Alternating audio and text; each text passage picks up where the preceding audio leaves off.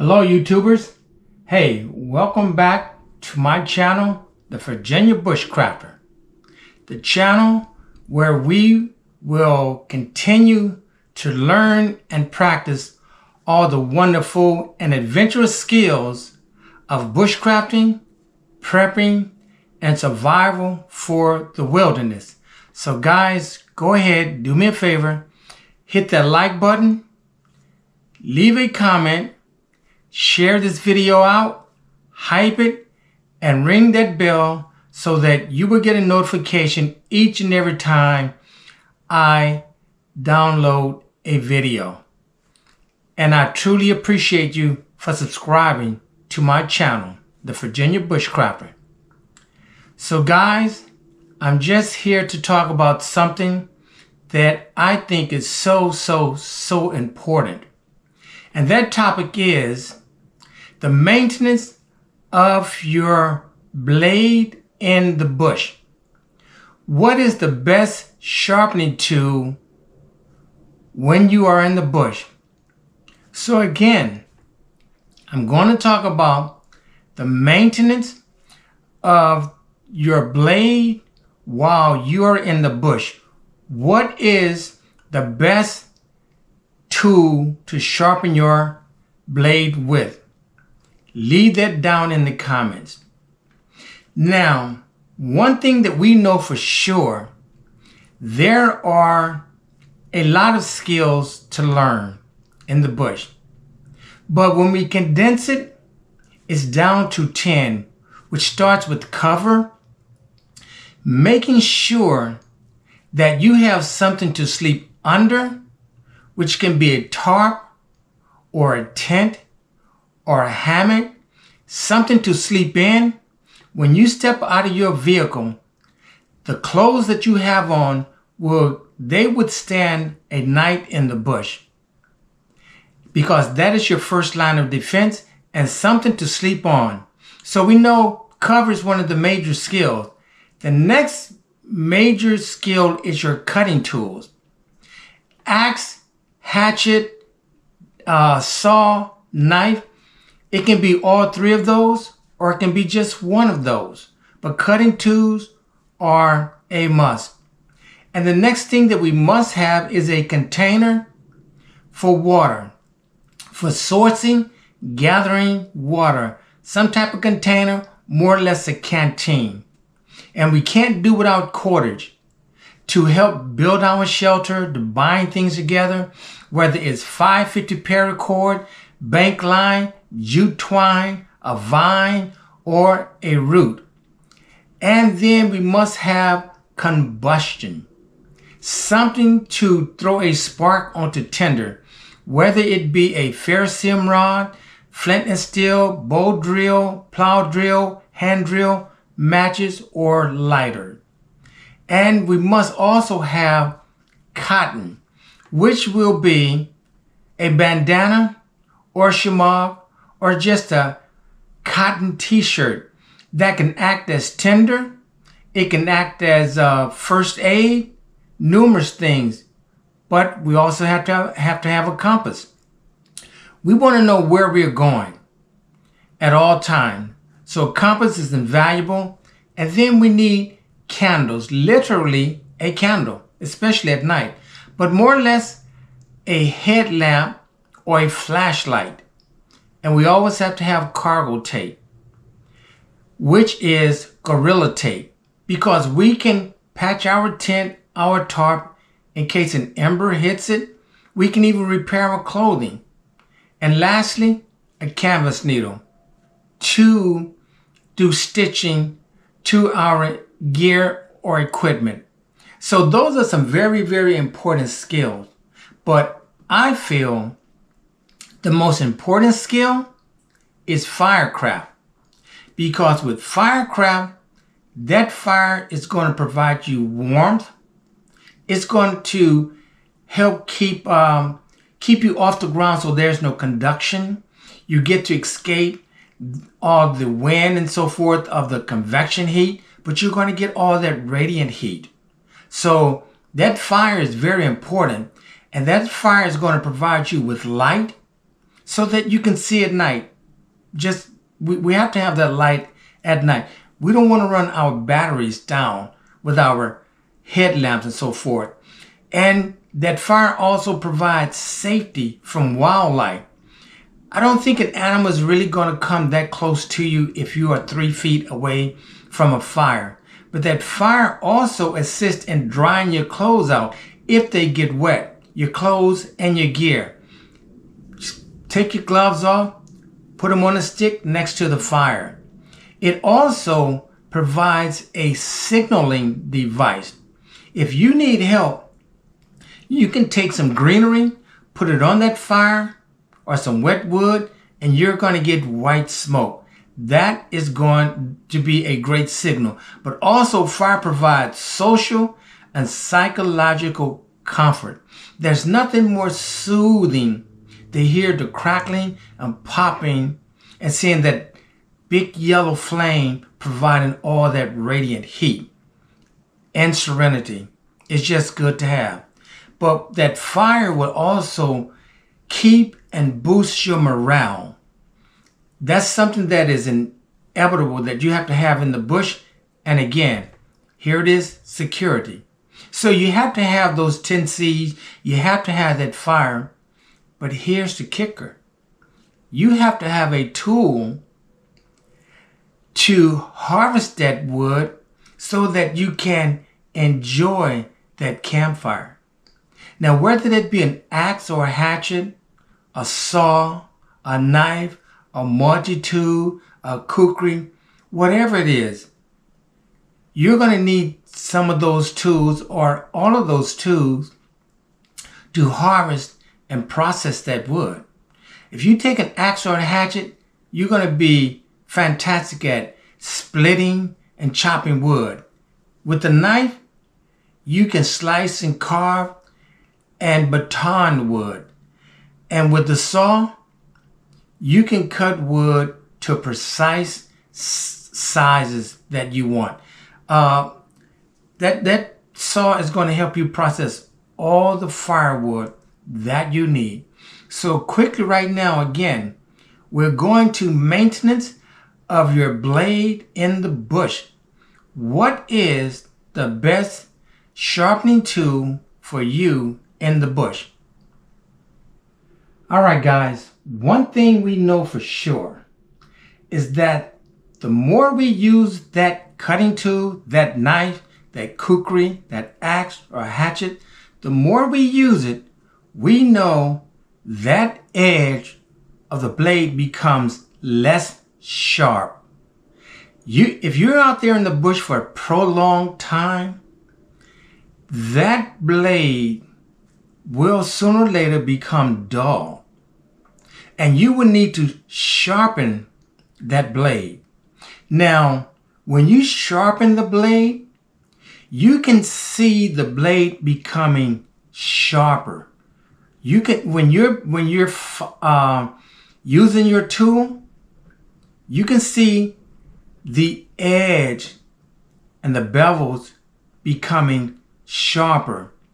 But here's the thing. When you're at your residence, you have all kinds of sharpening tools. But what is the best tool when you are in the bush?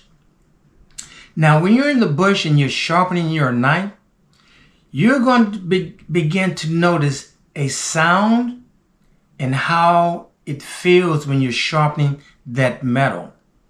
It's going to make a distinct sound when steel is removed, and that's very important. Again, this is freehanding when you're out in the bush sharpening your blade. Now, there's only 3 things that you can do to a blade. The first thing that you can do to a blade is reprofile that blade. Reprofile a blade is taking a lot of metal off of your blade. That comes along when you chip your blade or it's very, very dull and you need to take a great amount of steel off of that. You're usually going to use a file.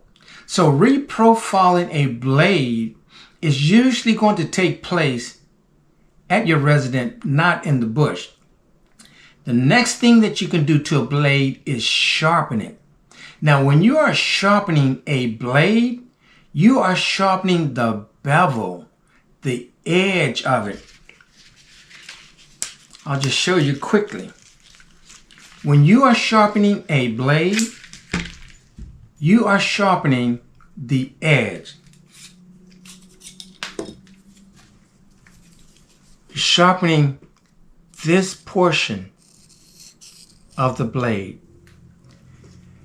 And the third thing that you can do to a blade is hone it using a strop or a honing tool. Now, when you are sharpening the bevel, you're going to end up with something called burrs, and they're going to look more or less like a saw. They're going to look more like a saw. But when you hone that blade is going to become one. It's going to become straight. Whereas, again, when you are sharpening the blade, the edge, or the micro bevel, again, you're going to have burrs. It's something going to look like this. But as you sharpen, as you hone it, it becomes straight again, and that is your sharpness. So again, there's only 3 things that you can do to a blade. That is reprofile it, sharpen it, and hone it. So now, have you guys come up with anything as the best tool to sharpen your blade with? Well, the best tool to sharpen your blade with is the one that you carry into the bush with you each and every time. Now, the sharpening tool that I take into the bush with me each and every time is this tool right here. It's a 2-part tool. I can do everything I need to do to a blade except reprofiling, which I would not attempt in the bush. Now, how do you actually sharpen that knife? Very, very easy. Again, you're listening for a particular sound and a particular feel. And I would say practice this with a very inexpensive knife. This knife is very sharp. I'm not going to attempt to even sharpen it now. But if you just keep in mind that the edge of this blade, if you just make sure there is no space between your sharpening tool and the edge, and you can just sharpen it that way. Another way is if you look at the spine of your knife. If you take your knife and only raise it the width of the spine, you're going to be on the edge. And then you can just sharpen it in that fashion. Again, the width of the spine. This is flat. You tilt it the width of the spine. So if your spine is 1/8, you're only going to tilt the blade 1/8. And that's the way how you're going to sharpen it. Now, with this knife, it has serrations. So I carry a tool. This tool is specifically for serrations as well. And I can just use this tool in this manner. Now, once I sharpen it, in the bush, I then hone it with a ceramic rod. And I'm just putting the rod, and the reason why I'm honing it again is to remove the burrs, because when I sharpen it with this tool, remember, it goes crisscross. But when I hone it, it becomes one. So when I hone it, I take this ferrocerium rod, I just lay it on the edge and just go forward. Not putting any pressure. And I do that on both sides.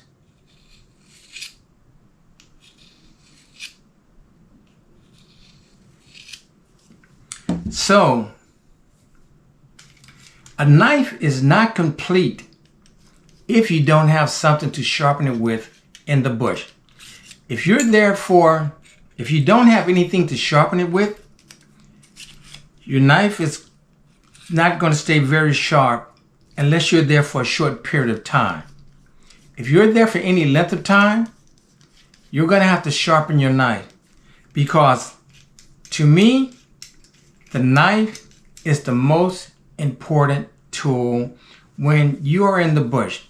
This knife again is going to allow you to build shelter.